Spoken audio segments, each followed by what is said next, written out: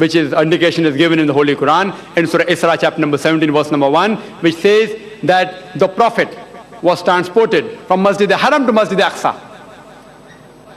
And then it talks about the Mi'raj and the description given in Sahih Bukhari and the Sahih Hadith, that how he met the other prophets, Musa alayhi salam, Isa alayhi salam, Moses peace be upon him, Jesus peace be upon him, Abraham peace be upon him, and how Allah subhanahu wa ta'ala ordained the Prophet that the Muslims should offer 50 times salah.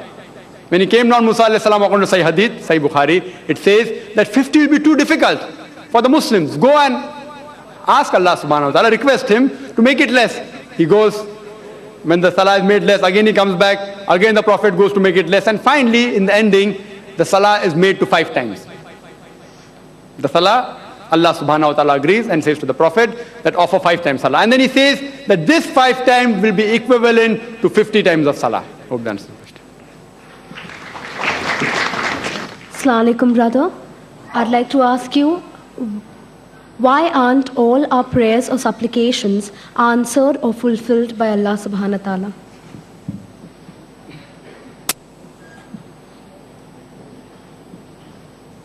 The sister posed a question that why are all our prayers not answered by Allah subhanahu wa ta'ala?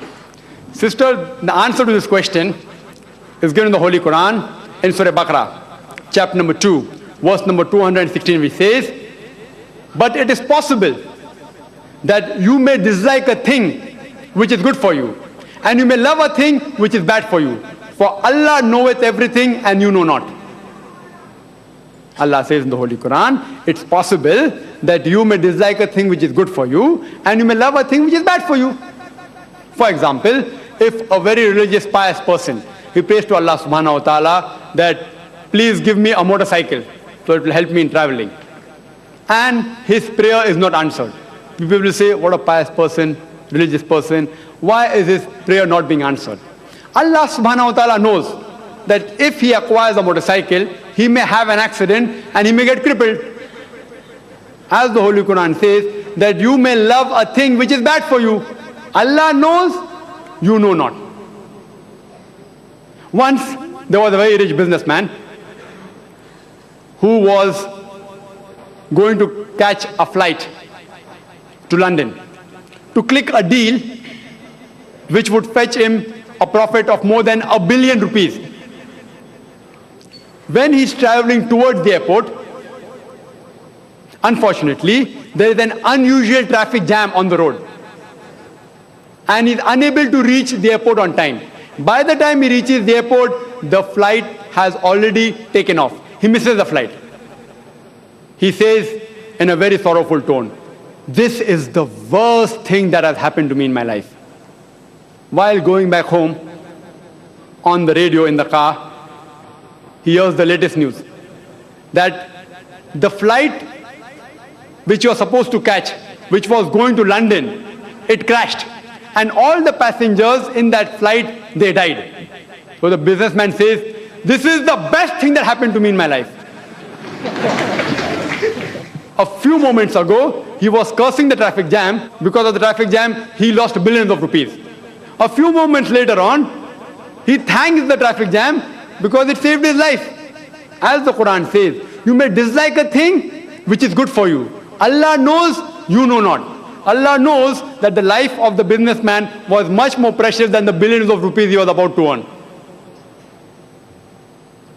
Therefore, if you analyze that whatever you ask Allah subhanahu wa ta'ala, many a times He does not fulfill your prayers. He does not answer your prayers. And it's mentioned in the Holy Quran, in Surah Shura, chapter 42, verse number 27, that if Allah were to increase the provisions of His servants, they would surely transgress all bonds on the earth. For Allah gives it to them in due measures, and He knows what He gives. The Holy Quran says in Surah Baqarah chapter 2 verse number 186 that when they ask thee concerning me, tell them, I am close to them. I am very close to them. And I listen to every supplicant of my servant. The message is repeated in Surah Ghafir, chapter 40, verse number 60, that the Lord says, ask me and I will answer your prayer. The Holy Quran says, that Allah says, ask me and I will answer your prayer. People may think that this verse isn't fulfilled if your prayers aren't answered. Actually, if you analyze, Allah subhanahu wa ta'ala is answering your prayer by not answering it. Because He knows what is good and bad for you. There are some people who may say that we see many unbelievers, many unpious people who pray to false God and they lead a very luxurious life. These unbelievers, they pray to false God for money and they get wealth. Allah subhanahu wa ta'ala, even if these unpious unbelievers, they pray to false God, He fulfills their material desires because He knows that what they are asking for is actually going to cause them more loss in the long run. In the hereafter is going to cause nothing but loss.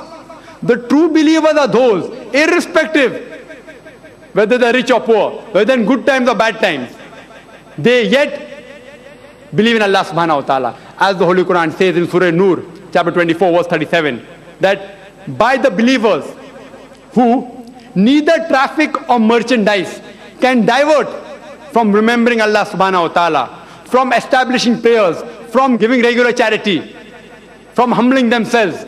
For these people only fear that day on which hearts and eyes will be transformed. They only fear the akhirah, the day of judgment, which is the final day of accounting. A true believer always says Alhamdulillah, irrespective of whatever happens. Alhamdulillah means praise be to Allah. Even if he goes in loss, he says Alhamdulillah. Because he has faith in Allah that if Allah allowed this loss to be incurred, it has to be beneficent for him in the long run. In short, a true believer believes in Allah that whatever happens, happens for good. Hope that answers the question. Assalamu alaikum. My name is Nayyar Azam and I'm an engineer by profession. My question is very close to the question raised by from sister's side in the beginning, that the Jummah khutbah, which is not a part of the Salah, is it compulsory to deliver in the Arabic language?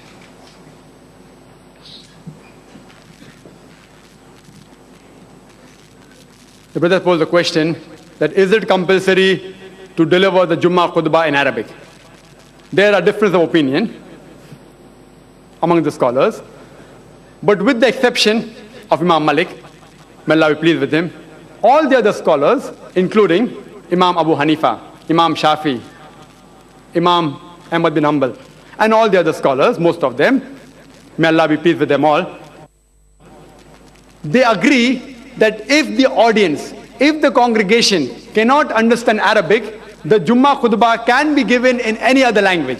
But the minimum requirement of Jummah khutbah, that is praising Allah subhanahu wa ta'ala, sending the blessings on the Prophet, and the Arabic verses to be recited in the Jummah khutbah, they should at least be in Arabic. The remaining part can be in any language. There is not a single authentic hadith in which the Prophet said that the Jummah khutbah cannot be given in any other language. But I do know that the Prophet always gave the khutbah in Arabic. And the reason was because the people of Arabia at that time, they only understood Arabic.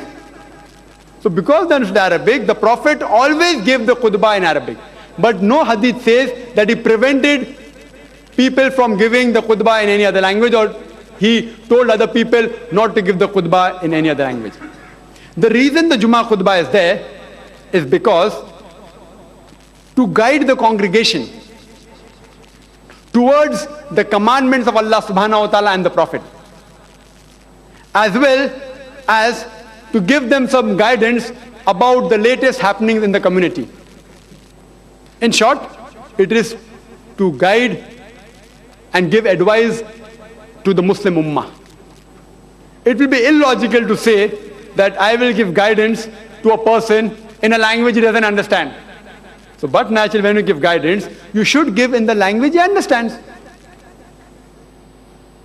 If you go to America, in America, they have the Jummah khutbah in English, many mosques. Many mosques throughout the world, they have khutbah in the local language. in America, in Canada, in UK, in South Africa, many mosques have the khutbah in English. If you go to Arabia, the Arab countries, since the people understand Arabic, the khutbah there is in Arabic.